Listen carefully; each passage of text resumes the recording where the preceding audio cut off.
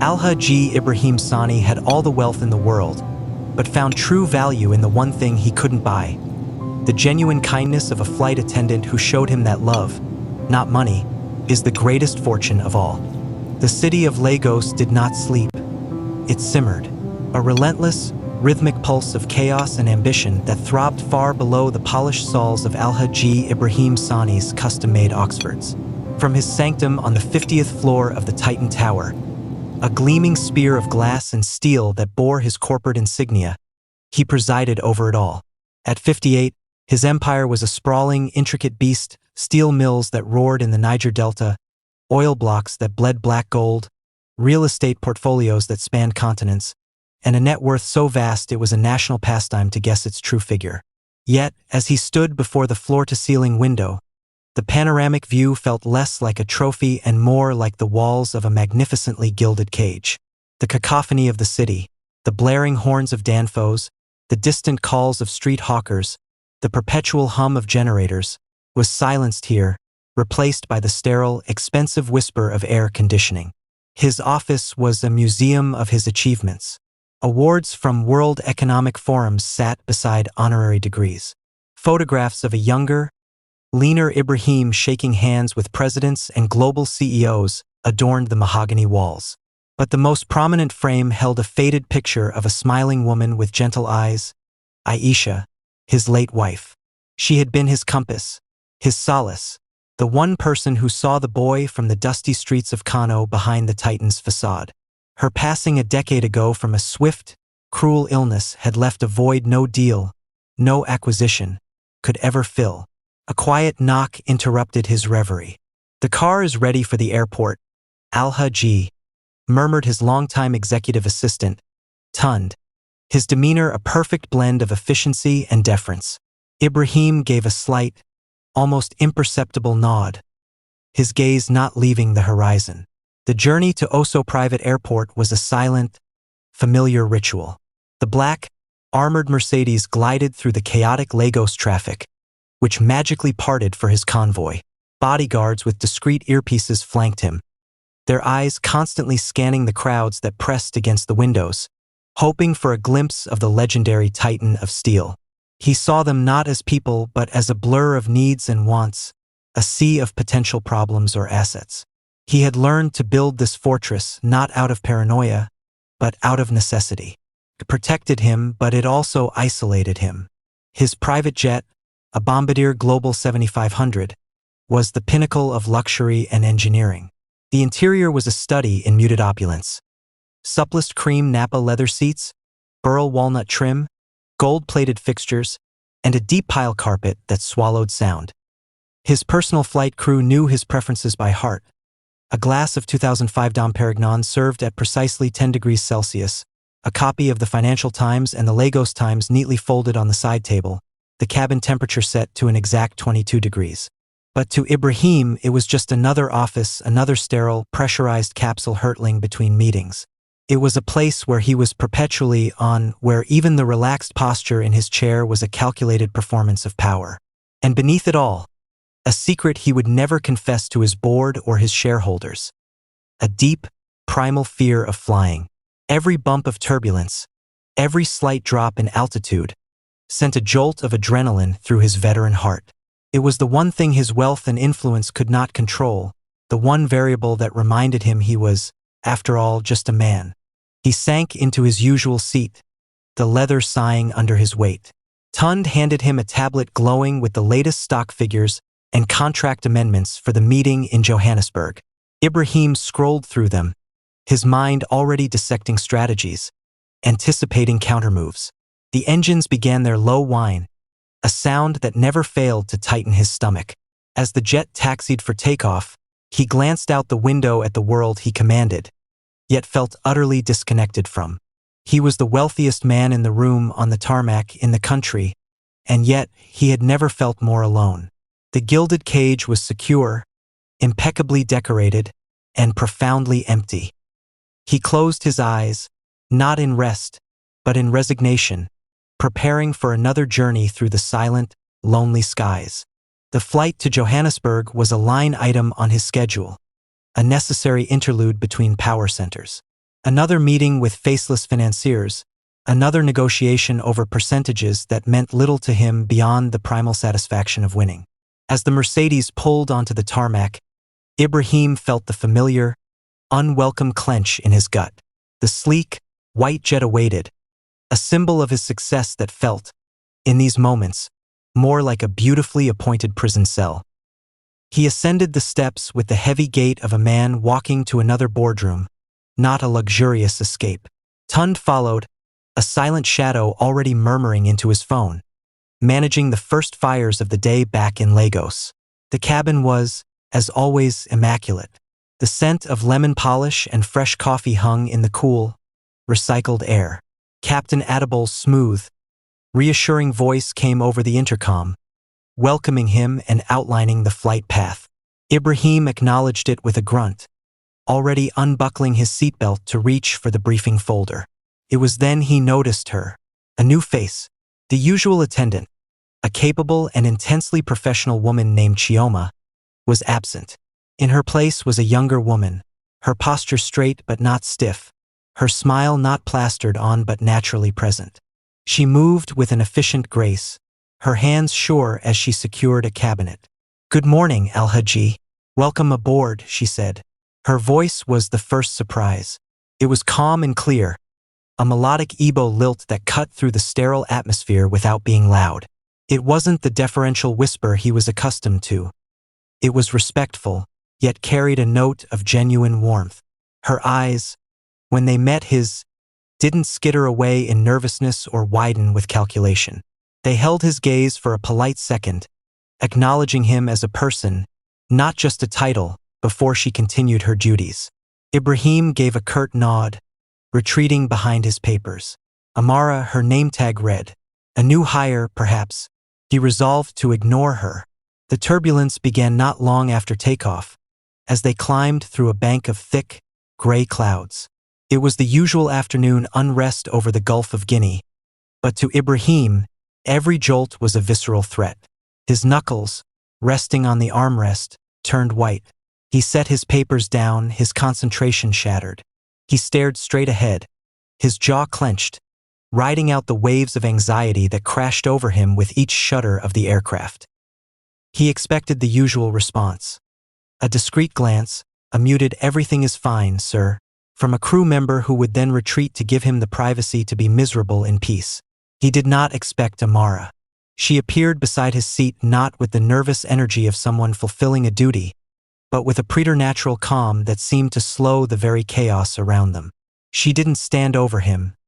She knelt, bringing herself to his eye level.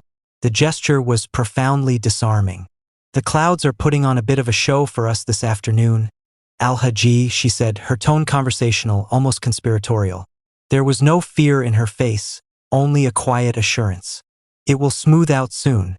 Can I bring you something to help? A hot tea, perhaps?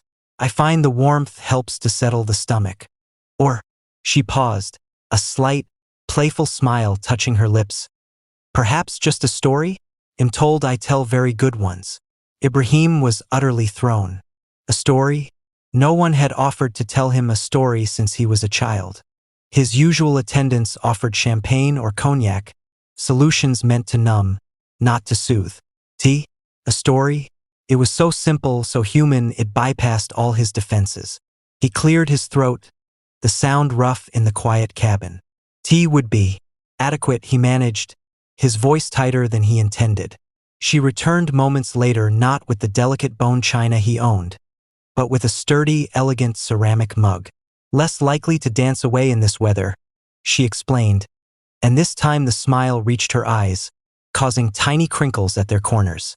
She placed it carefully on his table. She didn't hover. She moved away, but he was acutely aware of her presence. A few minutes later, as the plane gave a particularly violent lurch, he instinctively gripped the armrests again. Amara looked up from where she was arranging something and caught his eye. She didn't offer empty reassurance. Instead, she began to speak. "It reminds me of my grandmother's first flight to see my uncle in London," she said, her voice a steady, warm narrative over the plane's groans. She held onto her seat just like that, her eyes shut tight, praying to every saint she could remember. When we finally landed, she stood up, kissed the ground, and declared that was not a journey. It was a wrestling match with God. She delivered the line with such perfect comedic timing, such affection in her tone, that a sound escaped Ibrahim's lips, a short, surprised bark of laughter. Felt foreign and wonderful. He took a sip of the tea. It was perfectly brewed, hot and calming.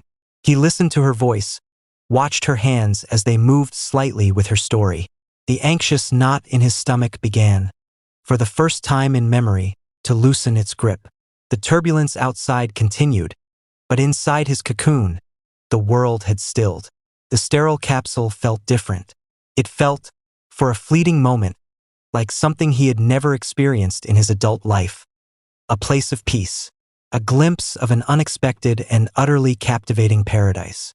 The memory of the flight to Johannesburg lingered with Ibrahim like a haunting melody. It was an absurdity. He, Alhaji Ibrahim Sani, who negotiated Billionaire contracts before his first cup of coffee, was preoccupied with the simple kindness of a flight attendant. Her name was Amara. It replayed in his mind. The calm tone, the gentle humor, the way her laughter had filled the pressurized cabin with a warmth the aircraft systems could never replicate. It was more than just a pleasant interaction. It was a crack in the armor of his isolation. For 90 minutes, someone had seen not the titan of steel, but a nervous man on a plane, and had treated him with a genuine, unvarnished humanity that was absent from his world of sycophants and subordinates. A week later, seated in the back of his Mercedes as it inched through Lagos' infamous third mainland bridge traffic, the impulse struck him. It was irrational, beneath him. Yet, he found himself activating the intercom to his driver. Did G call Tund? Now, Tund's voice, ever efficient, came through the speaker moments later. Alhaji? Ibrahim paused, the words feeling strange in his mouth. Tund.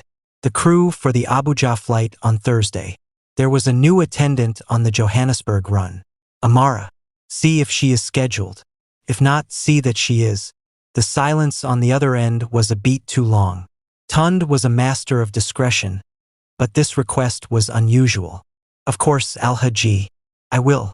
Look into the roster. The following Thursday, as he boarded the jet to Abuja, his heart performed a strange, uncharacteristic flutter. And there she was, Amara. She offered the same warm, professional smile. Welcome aboard, Alhaji. A beautiful morning for flying. This time he was watching. He observed her not as a passenger, but as a study. He saw how she interacted with the co-pilot, a brief, friendly exchange about the weather.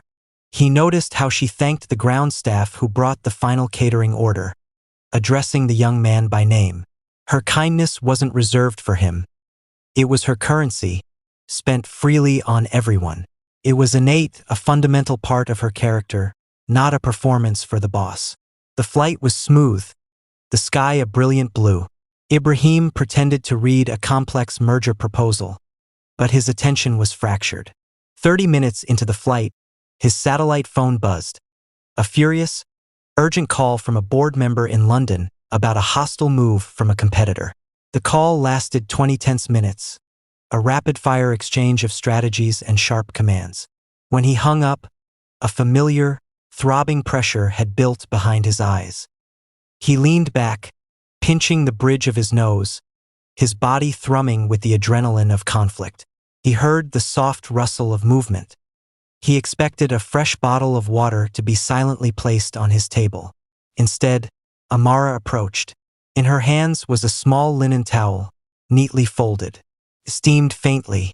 Alhaji, she said softly, not waiting for an acknowledgement. She placed the towel on the table beside him. The scent was subtle but immediate. Lavender and something else, eucalyptus perhaps. For the pressure, she continued, her voice low and soothing. My mother's remedy. The warmth and the scent helped to untangle the knots. He was too surprised to speak. He simply looked from the towel to her face. Her expression held no expectation, no desire for praise. It was a simple offering, an uncalculated gesture of care. Slowly, he picked up the towel. It was perfectly hot, not scalding. He placed it over his eyes and the back of his neck, leaning his head back.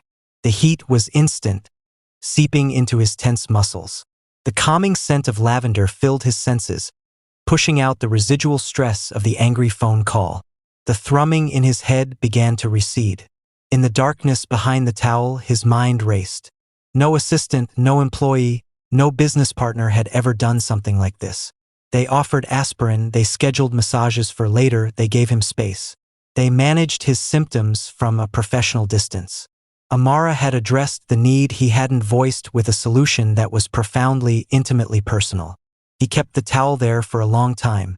When he finally removed it, the cabin felt different. Lighter. He felt seen. Not for his power or his wealth, but for his human fatigue. He found Amara quietly organizing a galley cabinet. "Thank you," he said, his voice quieter than usual. The remedy was effective. She turned and gave him that smile, the one that reached her eyes. "I'm glad, Al-Haji.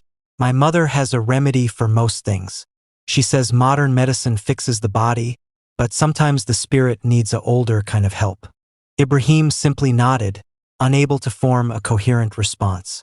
As the plane began its descent into Abuja, he realized with a jolt that the merger document was still unread on his lap. His entire focus had been captivated, not by a business deal, but by the quiet mystery of a woman's spirit. The gilded cage, for the second time, had felt less like a prison and more like a place where something unexpected, something real, might actually be able to grow. The lavender-scented towel became a relic. Its calming fragrance seemed to have permeated his memory, and the image of Amara's simple, kind act replayed in his mind with a frequency that was, frankly, disconcerting. For 2 weeks, Ibrahim found himself distracted during high-stakes meetings, his gaze drifting to the skyline, wondering which of the specks in the sky she might be on. He, who commanded fleets of ships and dictated market trends, was preoccupied with a flight attendant's schedule. He instructed Tund, with a brusqueness that betrayed his unusual interest, to ensure she was on his next flight to Dakar. The request was so far outside the norm that Tund, for the first time in 15 years of service, had ventured a cautious, "Is there an issue with the previous crew, Al-Haji?" Ibrahim had silenced him with a look. Now, on the flight back from Senegal, the plan was fully formed in his mind. The flight had been smooth, the service impeccable. Amara had been her usual, warmly professional self, but nothing more. The intimacy of the lavender towel had not been repeated. It had been a singular moment of care, not an invitation. Ibrahim, however, surrounded by people who always said yes, interpreted it as a door being opened. As the plane began its initial descent into Lagos, the seatbelt sign chimed. Amara moved through the cabin, performing her final checks, ensuring trays were stowed and luggage was secure. She approached his seat. "We'll be on the ground shortly, Al-Haji. Can I get you anything before we land?" This was his moment. He straightened his cuffs, a gesture of gathering his formidable confidence. He looked up at her, employing the same direct gaze that made seasoned executives stammer. "Amara," he began, his voice the practiced tone of a man accustomed to granting favors. "You have been exceptionally attentive. I would like to show my appreciation. Would you do me the honor of having dinner with me tonight? I know an excellent place at the Federal Palace. The chef is a personal friend." He expected it immediately. The flattered smile, the slight blush, the eager acceptance. It was the script that had been written for him for over 30 years. Instead, Amara's warm professional smile didn't transform into delight. It became fixed, polite, and carefully neutral. Her eyes, which usually held a spark of genuine light, became guarded. She didn't look away, but she took a subtle half-step back, reestablishing a professional boundary. "Al-Haji," she said, her melodic voice now carrying a formal, rehearsed precision. "That is an incredibly kind offer, truly. But I have a strict rule against mixing my professional duties with my personal life. It's a policy I've always held. I hope you understand." The silence that followed was profound. The only sound was the low whine of the engines. Ibrahim felt the rejection like a physical slap. It was so utterly unexpected that, for a moment, he couldn't process it. No, the word was so foreign in this context, directed at him, that it seemed to hang in the air between them, shimmering with impossibility. His first instinct was cold fury. Who was she to refuse him? He could have her job with a single phone call. He could buy the airline if he wished. His pride, a mammoth and carefully tended thing, roared in indignation. But as he stared at her, he saw something in her posture. It wasn't fear. It wasn't coquettish games. It was principle. Her stance was firm, her gaze steady. She wasn't being difficult. She was being true to a code. She had built a wall around her personal life, and his wealth and title were not a master key. The cold fury receded, replaced by something far more unsettling. A humbling, bruising respect. She was the first person in a decade who had looked at his offer of access to his world and deemed it a violation of her own. He finally gave a tight, jerky nod, looking away first, breaking the gaze he never lost. "I see," he said, his voice clipped, returning to the safety of formality. "Of course, my apologies for the intrusion." "No apology necessary, sir," she replied, her tone softening slightly, though the professional barrier remained firmly in place. "Thank you for your understanding." She moved away to complete her checks. Ibrahim turned to stare out the window at the approaching sprawl of Lagos. The city he owned suddenly felt different. He had been denied something he wanted, not because it was expensive or complicated, but because it was against someone's rules. Her rules. The humiliation was acute, but it was slowly being eclipsed by a dawning, startling realization. Her kindness was real. It wasn't a transaction. It wasn't a down payment for a better life. It was simply who she was, and that made it and her more valuable than anything in his portfolio. The rejection didn't extinguish his interest. It poured fuel on it. He had to know the woman behind the rule. The days following the rejection were a masterclass in silent frustration for Ibrahim. The polished surfaces of his office seemed to mock him, reflecting back the image of a man who, for all his power, had been effortlessly denied. He replayed the scene on the plane endlessly, each time cringing at his own tone, the entitled assumption, the hubris of it. He had treated her like another acquisition, and she had, quite rightly, declined to be purchased. Tund, sensing the storm brewing behind his boss' unusually quiet demeanor, tiptoed around him, presenting documents with extra care. The staff at his Ikoyi mansion found him pacing the manicured lawns at odd hours, lost in thought. He couldn't let it end there. Not like that. The memory of her genuine warmth was a siren's call compared to the hollow echoes of his gilded life. But how does a king approach a commoner after she has refused his crown? He couldn't use his usual methods: power, influence, wealth. They were the very things she had rejected. The solution came to him not in a boardroom, but in the quiet of his library. He would approach her not as Al-Haji Sani, but as Ibrahim, and he would do it on her terms. He discovered she was scheduled for a short hop to Accra and back the following Tuesday. He booked the flight, a mundane 2-hour journey he would normally never make himself. This time, he gave Tund no instructions about the crew. This was his to handle. The flight was uneventful. He watched her work, his anticipation a live wire. He noted the effortless way she calmed a nervous first-time flyer, the easy laughter she shared with a colleague. She was in her element, capable and radiant. She served him with the same warm professionalism as always, seemingly having dismissed the awkwardness of their previous encounter. This too impressed him.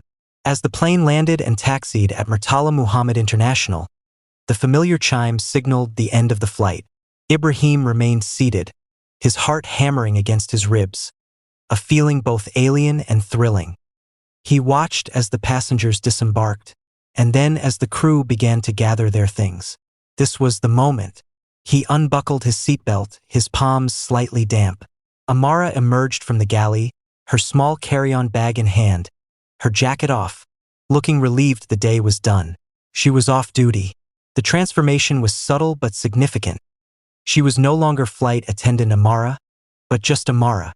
He stood, blocking the aisle gently. She looked up, a flicker of surprise and wariness in her eyes.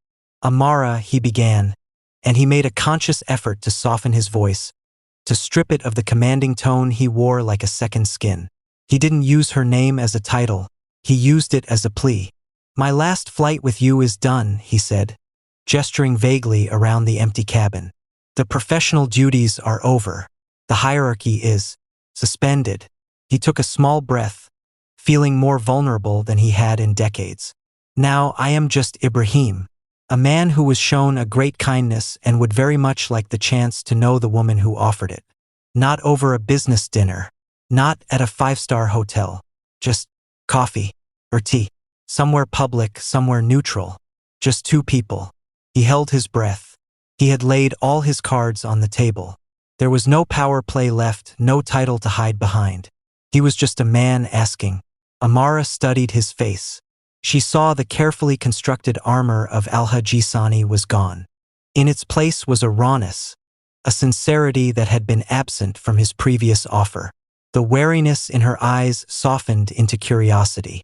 She saw the effort he had made, to learn her schedule, to take a flight he didn't need, to wait for the precise moment she was free of her obligations, to speak to her as an equal. A slow, genuine smile touched her lips, different from her professional one. It reached her eyes, erasing the last of the guardedness.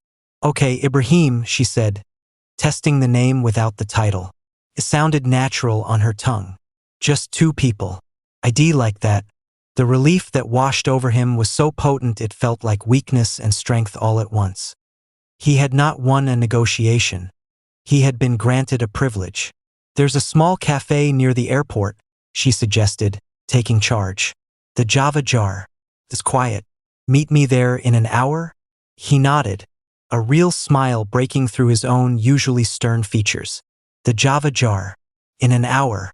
He watched her walk down the aisle and disappear, a woman with a simple bag and the power to make a billionaire feel like a nervous schoolboy. And for the first time, the feeling wasn't unsettling.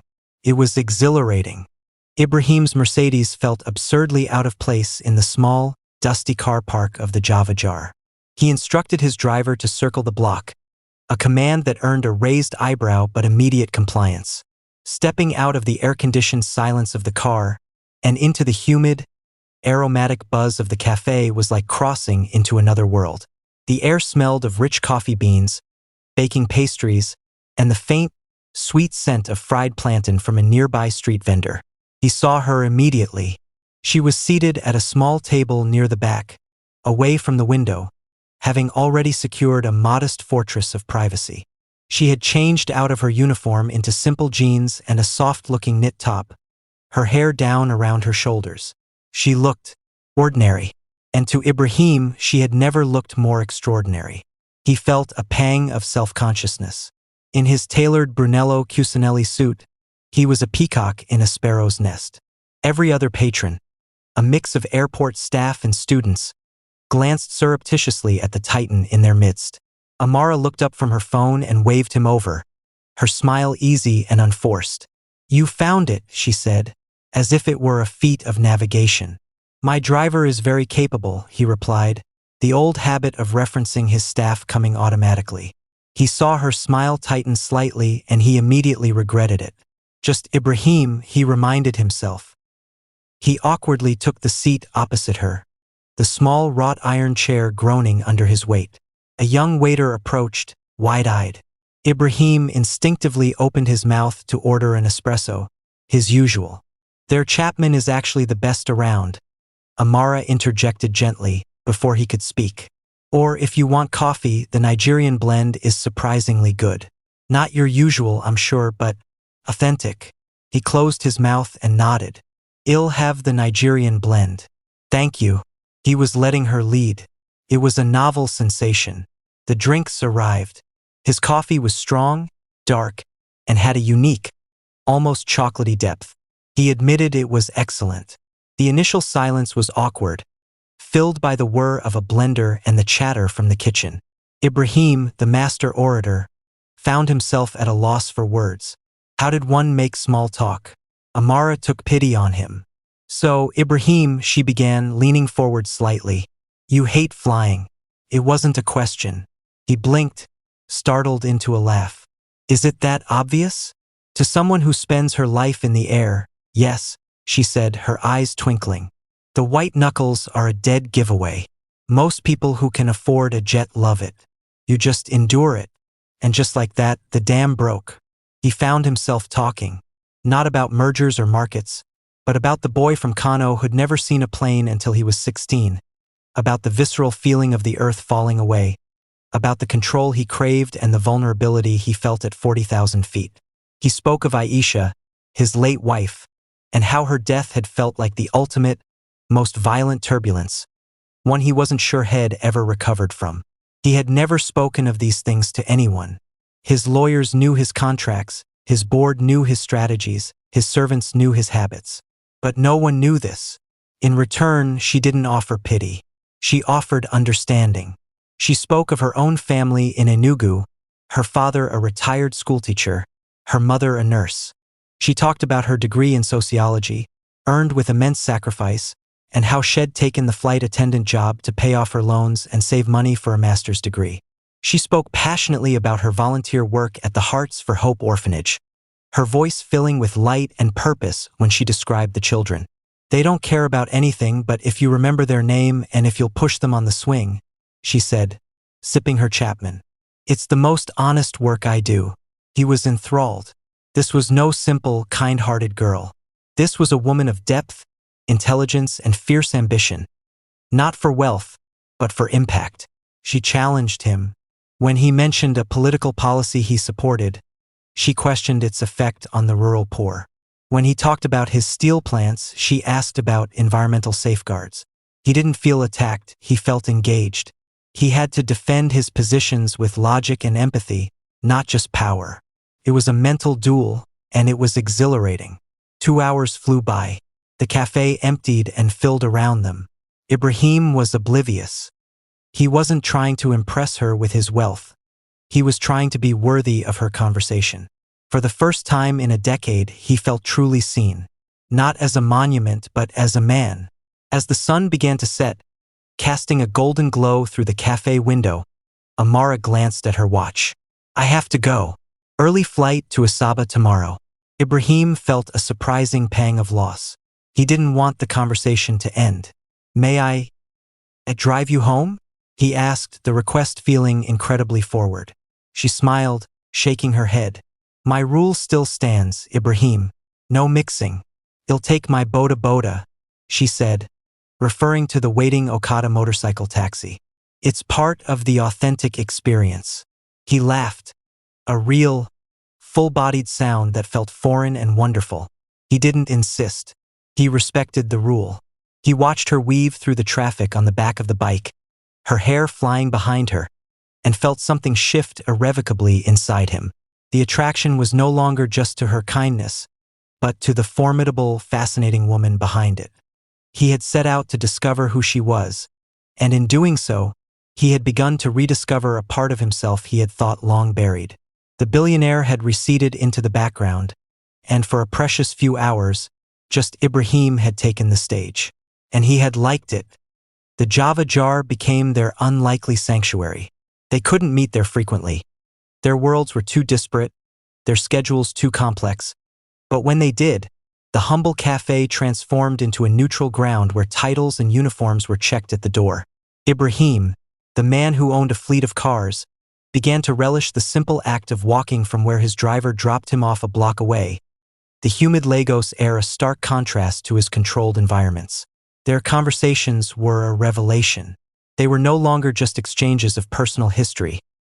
They were the slow, deliberate laying of bricks, building a foundation of mutual respect and understanding. One rainy afternoon, Amara arrived looking tired but content. When Ibrahim asked about her day, she didn't give a perfunctory answer. She spoke with a quiet fire about her afternoon at the Hearts for Hope orphanage. She described a little girl, Kayamika, who was struggling to read, her words a tangled mess of frustration and shame. I sat with her for an hour, Amara said, stirring her Chapman absent-mindedly. Just the two of us on an old, worn-out mat. We sounded out the words together, slowly. When she finally read a whole sentence by herself, the look on her face. It was pure sunshine. It was a victory greater than any stock market boom. Ibrahim listened, truly listened. He saw the passion in her eyes, a passion he recognized from his own early days, when building his first mill was about more than profit. It was about proving something to the world. The next time they met, he didn't come empty-handed. He arrived with a simple folder. Inside wasn't a check, though he could have written one that would have dwarfed the orphanage's annual budget. Instead, it was a draft business plan. "For your foundation," he said, sliding it across the table. Amara looked at him, puzzled, then opened the folder. Her eyes scanned the document. It was meticulous. It outlined a potential structure for the Amara Sani Foundation, had already named it, a forward-looking act that made her blush, complete with mission and vision statements, potential funding streams that weren't just his own wallet, governance models, and key focus areas: childhood literacy and vocational training. I don't know what to say," she stammered, her fingers tracing the words on the page. "This is incredible, but it's too much." "It's not a gift," he said, his tone shifting into the one he used with promising protégés. "It's an investment in a viable social enterprise. The numbers are projections. The strategy needs your insight. You are the expert on the ground, not me. My role is to ask the hard questions. How do we measure impact? What are the sustainability metrics? How do we scale this beyond one orphanage?" He was offering his greatest asset not as a patron, but as a partner, his mind. He was treating her dream with the same seriousness he would a corporate merger. He was validating her ambition not with money, but with belief and intellectual rigor. Tears welled in Amara's eyes, but they were tears of empowerment, not of charity. "You're serious." "Utterly," he replied. "We will build it together, brick by brick."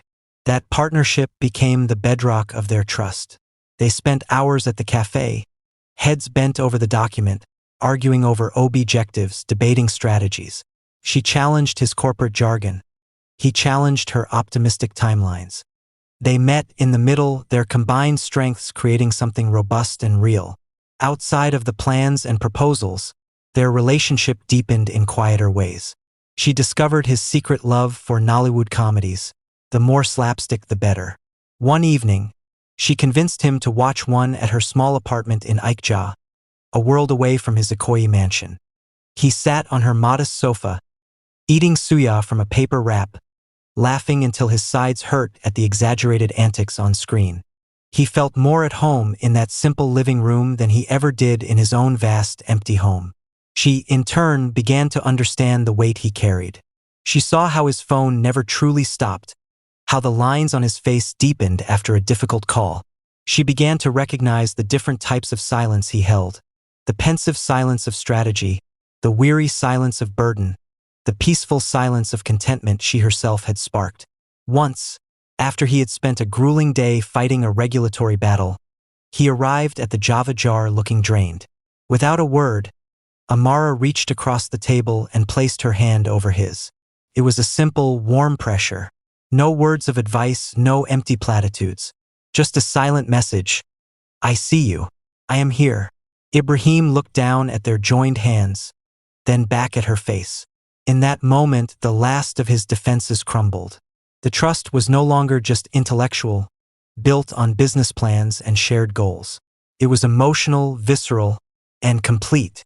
He was no longer the billionaire condescending to date a flight attendant. They were Ibrahim and Amara, two partners building something beautiful from the ground up, their foundation made not of concrete and steel, but of unwavering trust and a love that was quietly, powerfully, beginning to blossom. The change in Alhaji Ibrahim Sani did not go unnoticed. The Titan of Steel was smiling. He was seen at a Nollywood premiere, not in a private balcony, but in the main crowd with a beautiful, unknown woman on his arm. Photographs, grainy but clear, surfaced of them leaving a modest cafe in Ikja, of all places. The Lagos rumor mill, a voracious beast fed by society bloggers and jealous elites, began to churn. The first salvo was a seemingly innocuous paragraph in Gist Lag, a popular society column, What does a titan do after he's conquered all his business goals? Apparently, he goes slumming. Our sharp-eyed sources spot the one and only Alha Gis getting Chapman and cozy at a roadside joint with a certain pretty air hostess from Continental Wings. Is this a new altitude for the billionaire bachelor? Or just a brief layover before returning to his usual cruising level of high society queens? Time will tell. #Titan takes a flight, #Nija The article was laced with condescension. The word slumming burned on the page. Air hostess was deliberately chosen to diminish her profession. Amara saw it. Her colleagues saw it. The subtle smirks and whispered conversations in the airline's crew room started that same day. Ibrahim was furious. He summoned his PR team, his voice a low, dangerous thunder. I want that blog silenced. I want a retraction. I want Alha G, his PR head, a shrewd woman named Biola, interjected carefully. A lawsuit will only give it more oxygen. It will look like you're confirming it and trying to bully them. The best response is no response. Let it die. He reluctantly agreed, but the damage was done. The whispers had become a public conversation. Then came the storm. Amara was checking her email before a flight when she saw it. An anonymous sender. The subject line, what he's really like. Her blood ran cold. The email contained a meticulously compiled dossier. There were grainy, out-of-context photos of Ibrahim from years ago, leaving a club with a woman. There were fabricated internal memos suggesting shady deals at his steel plants. The most vicious part was a detailed, entirely fictional account of his first marriage, painting him as a neglectful, unfaithful husband who had driven his wife to an early grave. It was a masterclass in character assassination, every detail designed to prey on the insecurities of a woman from a different world. The message ended. Hell use you and discard you like he does everyone. Open your eyes, little girl. Amara felt the world tilt. The kind, vulnerable man she was falling for was painted as a monster. Doubt, cold and insidious, poured into her heart. What did she really know about his past? He was a billionaire. His world was built on complexities she couldn't fathom. Was she just a naive distraction? She withdrew completely. She canceled their next meeting at the Java jar with a terse text. Something came up. Can't make it. Sorry. She stopped answering his calls. Ibrahim knew immediately. The sudden silence, the tone of the text. It was a replica of her professional, distant persona. The wall was back up. Panic, a sensation he usually channeled into action, instead froze him. He called Tund. Find out what happened. Now, took Tund less than an hour. A source at the airline had heard Amara was upset after checking her email. The anonymous smear campaign was delivered to his inbox minutes later. Forwarded from a terrified junior staffer who'd also received it. Ibrahim saw the poison for what it was. It was too precise, too targeted. This was the work of a rival, someone who knew a personal attack would be the most effective way to destabilize him. Cold rage replaced panic. But this wasn't a boardroom battle. This was for her. He didn't call his lawyers. He didn't send a flunky. He got in his car and drove to her apartment in Aikja himself. A light rain began to fall, slicking the streets. He stood outside her door, ignoring the curious stares from her neighbors. He knocked. When she opened the door, her face was pale, her eyes red-rimmed. She looked at him not with anger, but with a heartbreaking confusion. Amara, he said, his voice raw, stripped bare of all its power. The rain soaked through his expensive suit, plastering his hair to his forehead. He looked nothing like a titan. He looked like a desperate man. Everything in that email is a lie, he stated, his gaze holding hers, refusing to let her look away. Every word, every picture, is twisted or fabricated.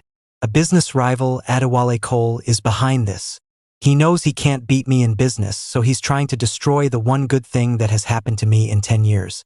He took a step closer, his hands open at his sides, pleading. Ask me anything, about any of it, about my past, about my business, about Aisha. I will have no secrets from you, not one. Amara stared at him, at the rain on his face, at the absolute vulnerability in his eyes. The dossier had been slick, professional, and cold. The man standing before her was messy, emotional, and utterly transparent. She asked him about the photo. He explained the context, the business dinner, the colleague's wife. She asked him about the steel plant memos. He walked her through the actual deal, the approved environmental reports, pulling up the real documents on his phone right there in her doorway. And when she whispered a question about his first wife, his eyes filled with a pain so profound and genuine it could never be faked. "I loved Aisha," he said, his voice cracking. "Her illness, her death, was the greatest failure of my life. I would have given every single naira I have for one more day with her. The idea that I could have." He couldn't finish. He just shook his head, the rain mixing with the tears on his cheeks. The doubt shattered. The vicious, anonymous words evaporated in the face of his raw, honest pain. The wall around her heart crumbled. She saw not a billionaire defending his reputation, but a man fighting for his chance at happiness. For her. She reached out and pulled him inside, out of the rain. She didn't say she believed him. She simply held him, her own tears falling now. The storm hadn't broken them. It had forged them in fire. The trust that emerged was no longer naive. It was tested, hardened, and unbreakable. They had faced the whispers and the lies together, and in the downpour, they had found their truth. The storm of the smear campaign left a profound clarity in its wake. The attempt to poison their relationship had instead purified it, burning away the last remnants of doubt and pretense. In the quiet days that followed, a new depth settled between them. They had faced an external enemy and emerged not just intact, but stronger, their trust tempered into something unassailable. It was during this period of quiet intensity that Ibrahim proposed a trip. "I want to show you something," he said, his tone softer than usual. "Not a resort, not a hotel. I want to take you home, to Kano." Amara agreed without hesitation. This felt different. It wasn't a lavish vacation. It was an invitation into his history. The journey north was a revelation in itself. Ibrahim, usually so contained on his private jet, seemed to relax as the arid, beautiful landscape unfolded beneath them. He pointed out landmarks, telling stories of his childhood travels, his voice laced with a nostalgia she'd never heard before. They were met not by a fleet of black cars, but by a single, dust-covered Range Rover driven by an old family retainer, Musa, whose face cracked into a wide, gap-toothed smile at the sight of Ibrahim. "Welcome home, Dan Sani," he said, embracing Ibrahim like a son. The title, Son of Sani, struck Amara. Here he wasn't the titan. He was his father's son. The drive to his family compound was a journey back in time. The bustling, modern megacity of Lagos gave way to the older, more deliberate rhythm of the north.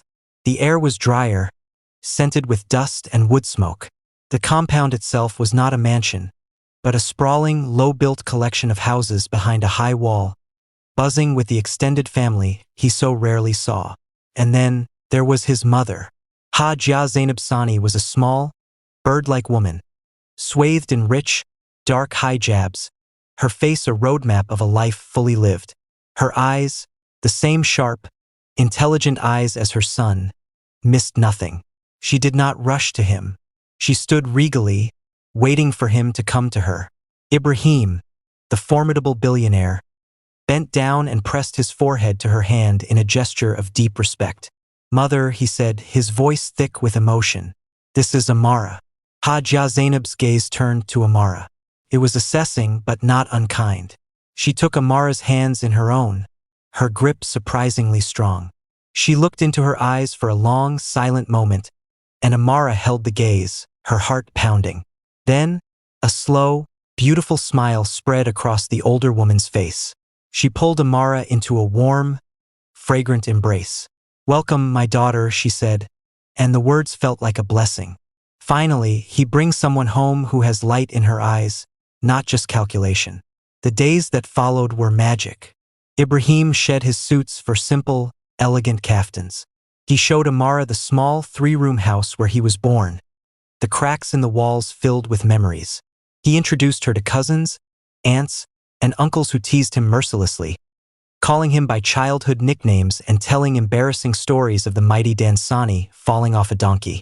Amara watched him play with the children of the compound, letting them climb on his back, his booming laughter echoing off the walls. She saw the man he might have been, unburdened by empire. He was lighter, more present, more real than she had ever seen him.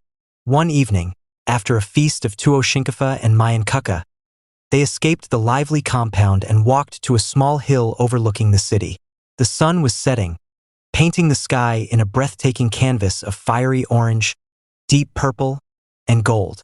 The call to prayer began to echo from 100 minarets below, a haunting, beautiful symphony that seemed to rise from the very earth. The world was silent but for the prayer and their own breathing. Ibrahim took her hand, lacing his fingers through hers. He looked out at the vastness, at the place that had forged him. "This," he said, his voice a low, reverent rumble. "This is what you've given me."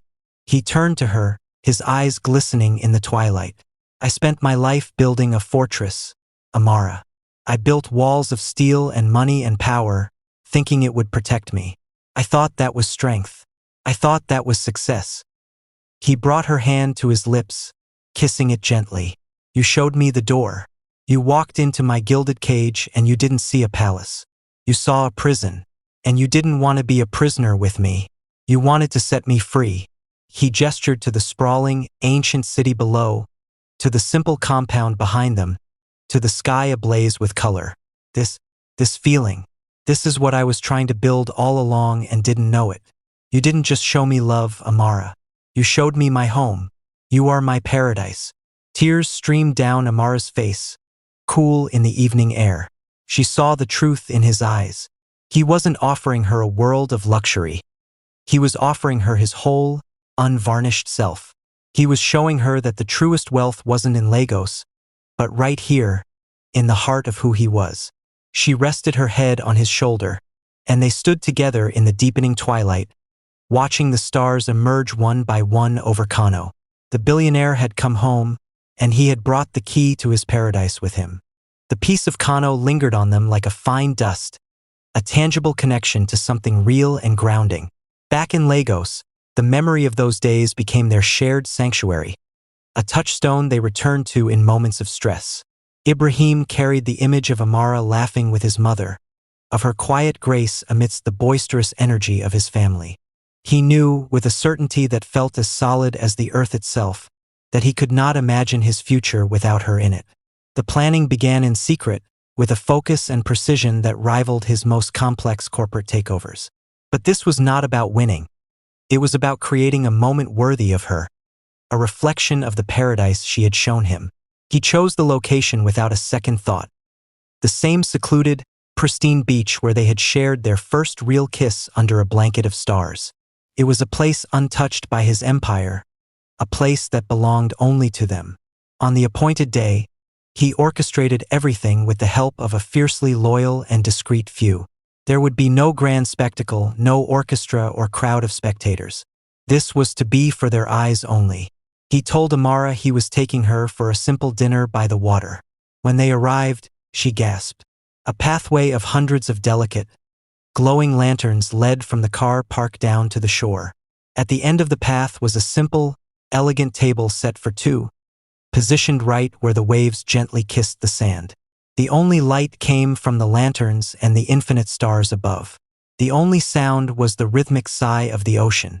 "Ibrahim, it's beautiful," she whispered, her hand tightening in his. "It's only what you deserve," he replied, his voice thick with emotion. The dinner was intimate, a curated selection of their favorite dishes. They talked and laughed, but a palpable, sweet tension hung in the air. Amara felt it, a significance to the evening that went beyond a romantic dinner. She saw the nervous energy thrumming beneath his usually imperturbable calm. As the last sliver of sun dipped below the horizon, painting the sky in a final, spectacular burst of orange and purple, Ibrahim stood. He offered her his hand. "A walk?" he asked. She took it, and he led her away from the table, down to the water's edge where the sand was cool and firm. The ocean breeze played with her flowing dress. He stopped, turning to face her, holding both her hands in his. His were slightly trembling. He took a deep breath, looking into her eyes, which were wide and shimmering in the starlight. "Amara," he began, his voice low and steady, but filled with a vulnerability she had only seen in Kano. "When I met you, I was a king in an empty castle. I thought my crown was my worth. I measured my life in deals and dividends. I had forgotten how to measure it in joy, in peace, in love." He swallowed, his thumbs gently stroking her hands. "You found a lonely man in a metal bird. You saw the king, but you spoke to the man. You showed me that my heart was my greatest treasure, not my crown. You untangled the knots of a lifetime with your kindness." He released one of her hands to reach into the pocket of his linen jacket. He didn't produce a box immediately. He just held her gaze, his own eyes now glistening. "You are my sanctuary, Amara. You are my peace. You are the home I always searched for. With you, every day is paradise." Finally, he lowered himself to one knee in the soft, damp sand. The action was so humble, so profoundly sincere, that a soft sob escaped Amara's lips. In his hand was a ring. It was not a gaudy, oversized stone, but a masterpiece of elegant design. A perfect, brilliant cut diamond set between two sweeping bands of platinum, designed to look like the wings of a bird in flight. "Will you build a new kingdom with me?" he asked, his voice raw with hope and love. "A paradise not of things, but of us? Will you do me the greatest honor of my life and become my wife?" Tears streamed freely down Amara's face, reflecting the starlight. She looked from the breathtaking ring to the face of the man she loved. A titan brought to his knees not by force, but by love. She saw his entire heart, open and offered to her alone. There was no hesitation. Her yes was not a whisper, but a joyful, certain cry that was carried away by the ocean breeze. It was followed by more, tumbling out between laughter and tears. "Yes, Ibrahim, yes." A radiant, relieved smile broke across his face, transforming it. He slid the ring onto her finger, and it fit perfectly. He stood, sweeping her into his arms, spinning her around as the waves lapped at their feet. He kissed her then, a kiss that tasted of salt, of joy, and of a future brighter than all the stars above them. The king had found his queen, and his paradise was finally complete. The news of their engagement sent ripples through the nation, but this time, the narrative had irrevocably shifted. The condescending whispers of billionaire Mary's air hostess were drowned out by a far more powerful story. One of genuine love, of a powerful man humbled by heart, and a woman of substance who had captivated him. The leaked, grainy photos were replaced by a single, official engagement portrait.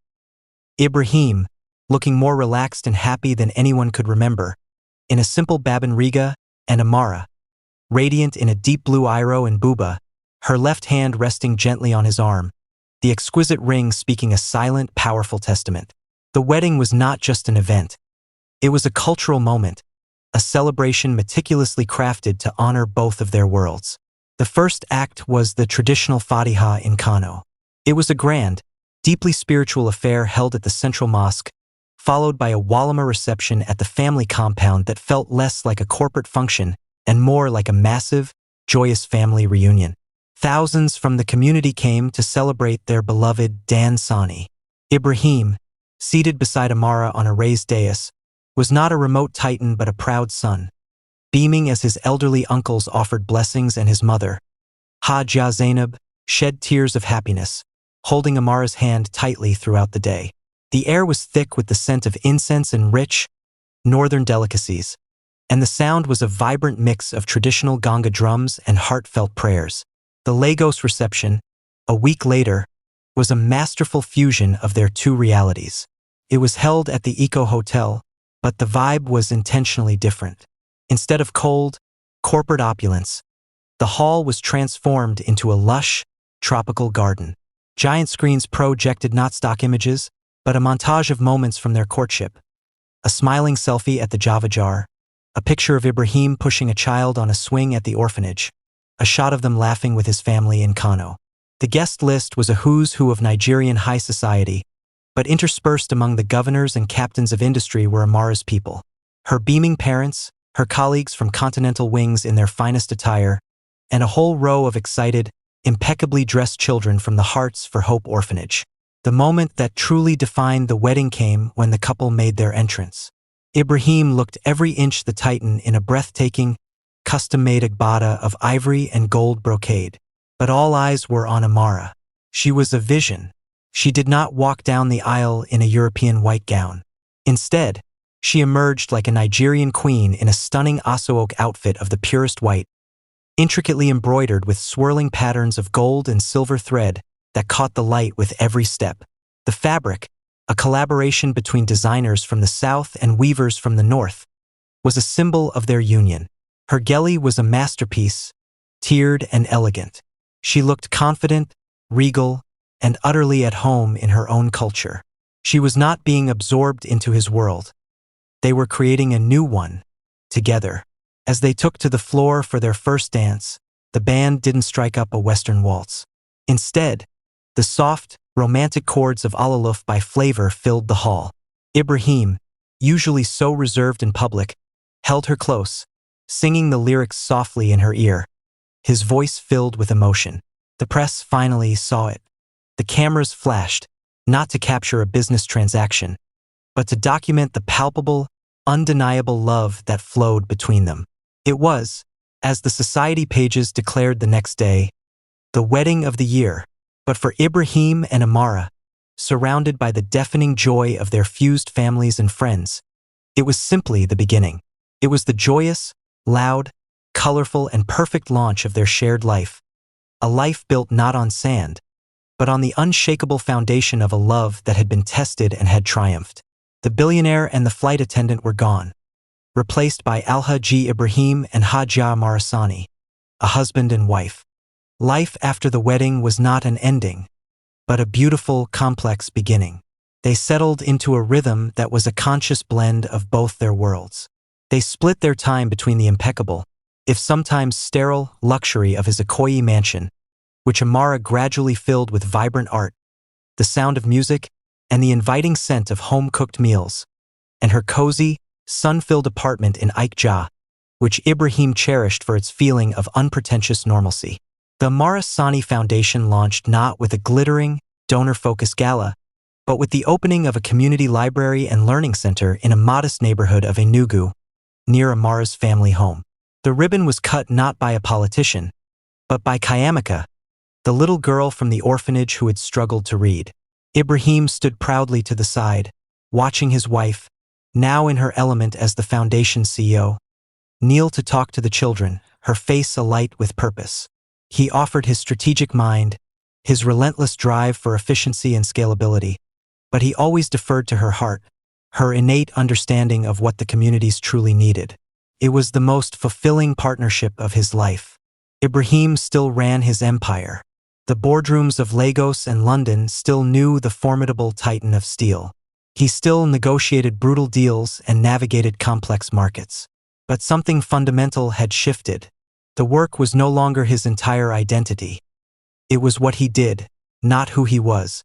The relentless, gnawing drive to acquire for acquisition's sake had quieted. Now, he worked with the conscious goal of building a legacy that would fund their foundation's work, that would create a better Nigeria for the children whose laughter now echoed in his home. He began to delegate more, to mentor younger executives with a patience head never had before. He would often leave the office early, his phone sometimes, to Tun's utter astonishment, left unanswered on his desk. He had somewhere to be. He would arrive home, and the sound of Amara's voice singing along to a Sunny Ade record would greet him at the door. Some evenings, they would be visited by a handful of children from the orphanage, their shrieks of laughter as they played in the garden a sweeter music than any boardroom victory. He learned the names of all of them, their dreams, their fears. He was no longer Al-Haji, the distant benefactor. He was Uncle IB, who gave piggyback rides and told terribly exaggerated stories about his childhood. One quiet evening, they sat on the veranda overlooking the garden, the Lagos skyline twinkling in the distance. Amara's head was resting on his shoulder, her hand tucked in his. The silence between them was their favorite kind, the peaceful, comfortable silence of two souls completely at rest. Ibrahim looked out at the city, the same view that had once felt like the walls of his gilded cage. It now looked different. It was no longer a possession to be controlled, but a landscape full of life and potential.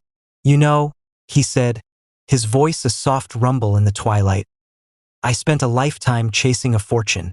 I stacked it high, brick by brick, thinking its height was the measure of my success." He turned his head, pressing a kiss into her hair. "But you were the one who showed me that the truest fortune isn't something you build in a bank. It's something you build in your heart. It's the peace to enjoy a sunset, the joy of a child's laughter, the warmth of a hand to hold." Amara lifted her head, her eyes shining with unshed tears of happiness. She reached up and cupped his face, her thumb gently stroking the graying stubble on his cheek. "You gave me a world, Ibrahim," she whispered, "but you were my paradise long before we ever landed in Kano." He pulled her close, holding her as the stars emerged one by one above them.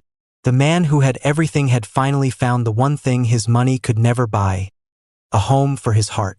And he knew, with a certainty that settled deep into his bones, that his greatest legacy would never be a steel mill or an oil block. It would be the love that had set him free, the kindness that had found him in the sky, and the paradise they built together every single day.